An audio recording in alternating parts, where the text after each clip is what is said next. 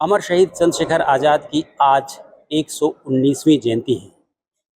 आज़ाद की पहचान एक खास पिस्टल से होती थी जिसका नाम था बमतुल बुखारा, और उसे आज 22 महीने के बाद प्रयागराज के इलाहाबाद संग्रहालय में दोबारा डिस्प्ले किया गया है। हम आपको दिखाना चाहेंगे, यह खास पिस्टल है जो कि अमेरिकन कोल्ट कंपनी की है, जिसे हमेशा चंद्रशेखर आज़ाद अपने साथ रखते थे। कई जो इतिहासकार हैं उन्होंने अपनी रिपोर्ट में इस बात का जिक्र किया है कि ये बमतुल बुखारा आज़ाद जी के लिए एक उनका पर्याय थी। मतलब जहाँ भी आज़ाद जाते थे उनके पास यह पिस्टल ज़रूर रहती थी। इम्पॉर्टेंट बात यह है कि जिस कंपनी की ये पिस्टल है और जो इसका नंबर है, उसी कंपनी और उससे एक दो आगे मिलता जुलता नंबर शहीद भगत सिंह के पास जो पिस्टल थी उसका भी है।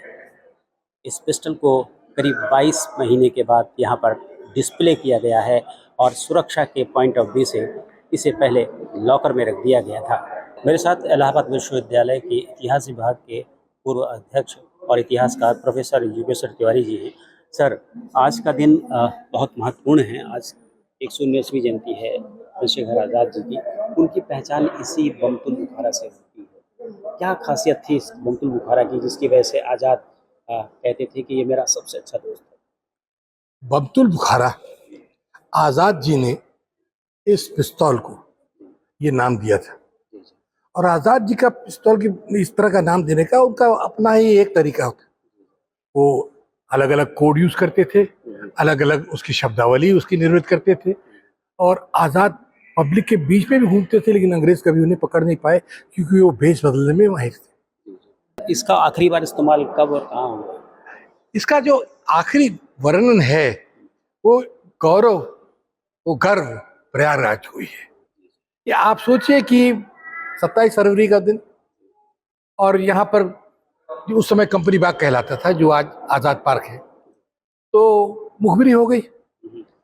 और अब मुखबिरी हो गई तो यहाँ का जो सुप्रीम पुलिस था नाथ बाबर, वो प्लाटून लेके चला आया और उसके साथ दरोगा था विशेश्वर सिंह। और विशेश्वर सिंह दहाड़ता हुआ अपने नाथ बाबर को खुश करने के लिए गाड़ी तो बढ़ रहा था, झाड़ी के पीछे छिपा हुआ था। झाड़ी करीब 200 फुट प्रति 58 गज जैसा कहा जाता है। तो वहां से चिल्ला रहा था। आज़ाद का निशाना अचूक था, अचूक था। इसकी पुष्टि इस बात से होती थी, जब झांसी में वो अज्ञातवास में थे तो वो प्रैक्टिस करते थे बंदूक की, निशाने की।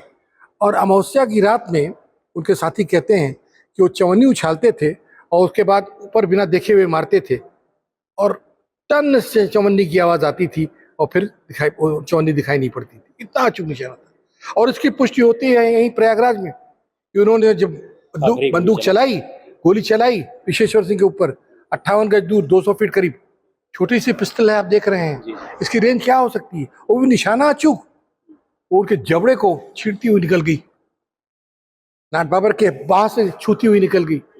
नाथ बाबर जो खुद पिस्तौल का धनी था, शूट निशाना लगाने में, वो भी अचूक था। उसकी श्रद्धा और नमन इसके प्रति जाग गई।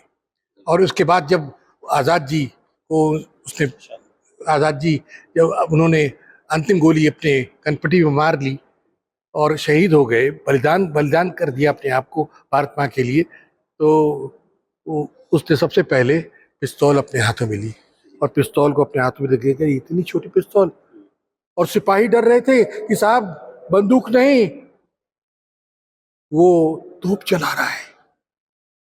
सिपाही बढ़ने को तैयार नहीं थे, हालांकि उनके पास एनफील्ड राइफल गन थी उस जमाने की, और वहीं से बैठे छिपे से दूर दूर से वो चला रहे थे। और आज़ाद की जो बमतुल बुखारा थी वह आग उगल रही थी, लेकिन अंतिम गोली जब बची तो अपना वचन को था कि अंग्रेज मुझे जिंदा छू भी नहीं पाएंगे। और अब उन्होंने यही कहा, जिसकी पुष्टि भी होती है क्योंकि नाथ बाबर ने लिखा कि उनके सिर पर छेद था और वो गोली आर पार थी, और वो उनकी पिस्तौल की थी, क्योंकि एनफील्ड की गोली का नंबर दूसरा होता है, छेद बड़ा होता है।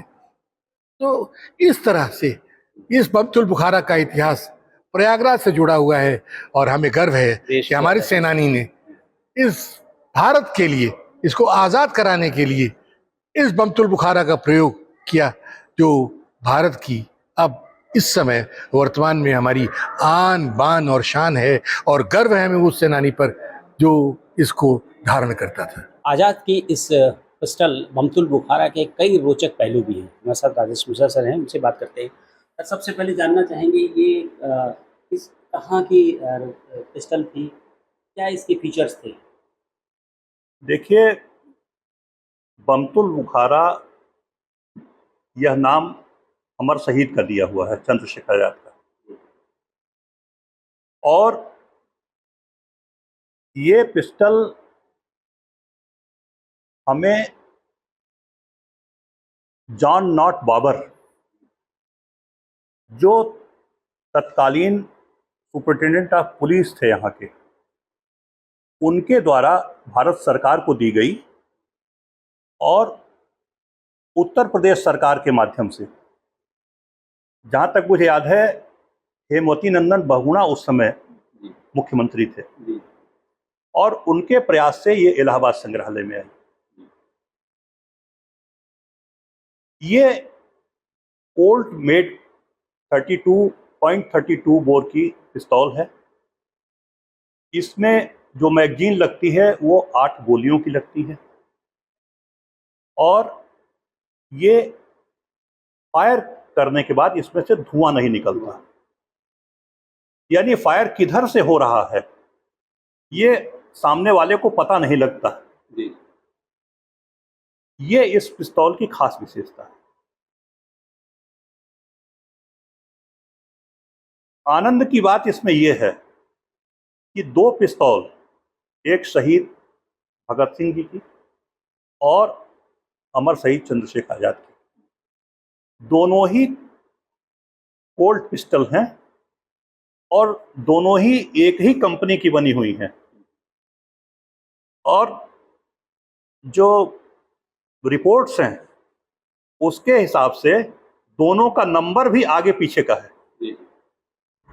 अंतर इतना ही है कि भगत सिंह की पिस्टल हुसैन वाला में रखी हुई है, और आज़ाद की बमतुल बुखारा इलाहाबाद में। बमतुल बुखारा जो आपने कहा, इसके नाम का क्या मीनिंग क्या होता है? देखिए, मूलतः ये शब्द तो अरबी का है।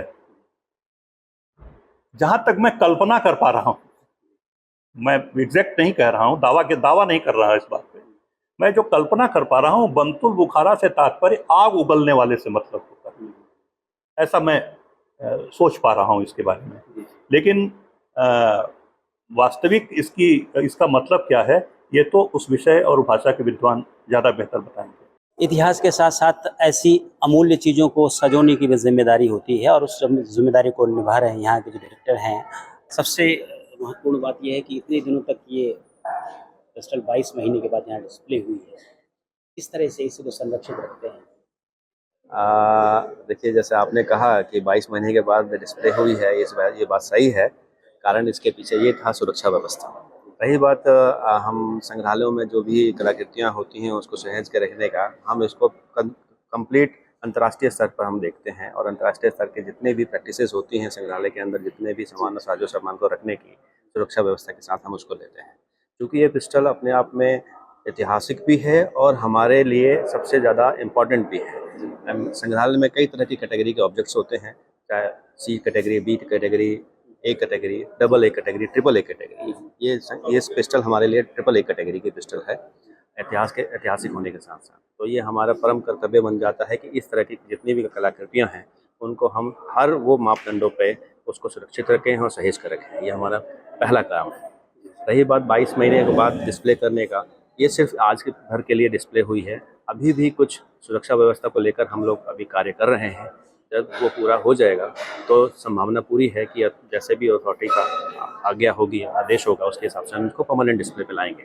सुरक्षा की कितने सुरक्षा कर्मियों की आवश्यकता होगी, जो आपका प्रोटोकॉल है इसके? खाली सुरक्षा कर्मी की ही बात नहीं है यहाँ पर। आज चूँकि एडवांसमेंट हम टेक्नोलॉजिकली भी बहुत हो गई है, तो टेक्नोलॉजी को भी यूज़ करते हुए और मैन पावर को भी यूज़ करते हुए हम उस सारे मापदंडों को यूज़ करेंगे जो सुरक्षा व्यवस्था के लिए यूज़ होती है। सिर्फ एक मैन पावर ही नहीं है, क्योंकि अगर चाहें तो एक वस्तु की सुरक्षा एक आदमी आराम से कर सकता है। बट रही बात संग्रहालय के जितने भी साजो सामान होते हैं उसको एक थॉरो हम ट्रिपल लेयर सिक्योरिटी में रखते हैं। Exterior security, interior building security, उसके बाद गैलरी सिक्योरिटी, ये सारी चीज़ें रखते हैं। और सारे गैजेट्स के साथ, इन इलेक्ट्रॉनिक गैजेट्स को ध्यान में रखते हुए, चाहे वो किसी भी टाइप का अलार्म सिस्टम हो, किसी भी टाइप का लॉकिंग सिस्टम हो, या किसी भी टाइप का एक्सेसिबल सिस्टम हो। तो शहीद चंद्रशेखर आज़ाद की इस बमतुल बुखारा को अगर आप उनकी जयंती के दिन के अलावा, यानी कि 23 जुलाई के अलावा कभी यहाँ संग्रहालय आते हैं, उसे देखना चाहते हैं, तो उसे एक रेप्लिका के फॉर्म में यहाँ देख सकते हैं।